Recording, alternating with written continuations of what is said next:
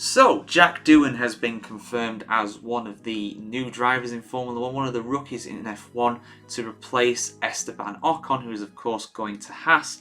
Doohan is heading over to Alpine. Doohan is also the son of motorcycle racing legend Mick Doohan, and you'll regularly see him in the paddock out and about, especially when Jack was in Formula 2. But is he going to drive for Alpine next year? Well, there's an article here on the F1 Chronicle.com that's questioning whether the Aussie is going to join Formula 1 as a full-time driver next year. Now, there's a lot of uncertainty around Alpine, although they did, of course, have an excellent result in Brazil, a double podium that's catapulted them up the order into 6th in the Constructors' Championship. But let's have a look here, let's see what's happening. So, Bernie Ecclestone, yes, Bernie is still around F1. He's definitely getting his opinions in this week. A lot of stories coming out from him this week. He's admitted that it's possible that Jack Doohan's confirmed arrival on the Formula 1 grid for 2025 could be called off. Since replacing Logan Sargent at Williams mid-season, rookie Franco Colapinto has stunned the paddock with his driving, personality and commercial appeal to Argentinian backers. And he's had a little controversy in there as well, but you know, apart from that, he's been doing pretty well, let's be honest here. But we're not going to touch on that today.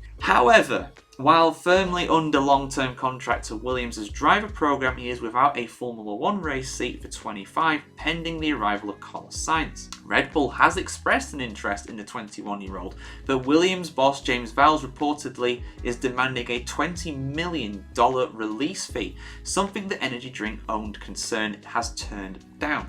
So instead of being loaned to Red Bull, Williams are demanding that Red Bull will need to pay that amount of money to release him from his contract. A bit like what's happened with Audi and Bortoleto, although I don't know if there's any kind of financial compensation that has headed McLaren's way, but basically in Bortoleto, when he joins Audi/Sauber next year, he will no longer be a McLaren development driver, basically, which is something that missed me by at first, but it's true. He's going to leave the program to become a full-on Sauber/Audi driver, something that could really shake up the grid in the years to come. But Colapinto's management, including Maria Caterino, has said there are other options. Everyone knows that there are many teams that want to see Franco in F1 next year, she told the Argentinian source Campeones, which I believe means champions. When asked how likely a race seat is in 2025, Caterino claimed, on a scale of 1 to 10, 20. I like those maths. I like that maths. Great. Sounds confident. So many people want this. It's only fair that when it happens, it's clear that many scenarios are being worked on. One of those scenarios is involving Flavio Briatore. Of course it involves Flavio Briatore, the new executive advisor at Alpine, and his longtime friend and business partner, former F1 Supremo Bernie Ecclestone. Ecclestone, 94 years of age. He's 94 now. Oh my goodness. Admitted to Blick newspaper that Briatore called him a few days ago to reveal that he wants to put Colapinto in an Alpine race seat for 2025. According to correspondent Roger Benoit, the $20 million release fee would be no problem for Briatore. That's despite the fact that Pierre Gasly and rookie Jack Doohan have already signed up. Auto Build, however, claims that Australian Doohan's 25 deal is actually only guaranteed for the first 5 races of next season, and Ecclestone thinks that even a deal could be broken like that. In Formula 1, anything is possible until the money is in the bank, he smiled. Meanwhile, Ecclestone reveals that he is part of the reason why Sebastian Vettel shelved his earlier plans to try and launch a bid to return to Formula 1. I had to talk him out of his comeback dreams, he said. Why should a 4-time world champion put himself through that? Okay, Bernie, okay, interesting claims there. I mean, he's not wrong in a sense about the contracts and about how these deals are not deals until the money's in the bank. He's absolutely right with that. We've seen many drivers over the years be signed for Formula 1 teams and those deals not happening for several reasons. Remember, was it Luis Razia wanting to join Marussia in 2013? Really testing memory on that one. He had a deal, it just didn't happen because his financial backing didn't come through. Also, lest we forget, Sauber signing 3 drivers for the 2015 season. They had Felipe Nasr, Marcus Ericsson and Guido van der Garde. And Van der Garde was out of a race seat, and I think he successfully sued the team for breach of contract. Now this is a bit different with Jack Doohan, because Jack Doohan is already a part of Alpine's driver academy. He's a young driver there.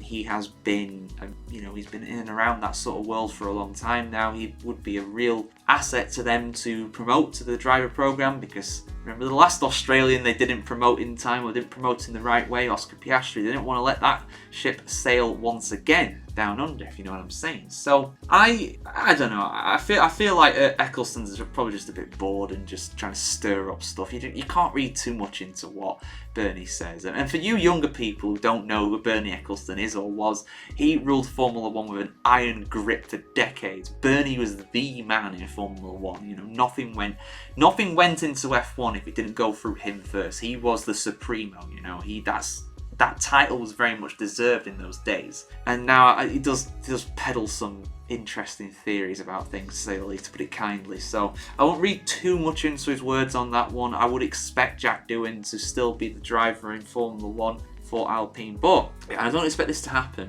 But what if he doesn't perform? What if Pierre Gasly absolutely wipes the floor with him? Franco Colapinto could once again find himself super subbed into Formula One, but this time in the form of an Alpine drive. Just putting it out there. I don't expect that to be the case. I think Jack's an excellent driver, to be honest. I'm very glad he's in Formula One. Met him a few years ago. Really nice kid. And obviously his dad's a racing legend as well, so it's in the blood as it was. So those are my kind of thoughts on it, guys. What do you think? Do you think Jack Doohan's Formula One debut could be scuppered by a wild Argentinian from Williams? Let us know in the comments below. And of course, keep it subscribed to the F1Chronicle.com to see much more video content on the world of motorsport, on the pinnacle of motorsport, just like this.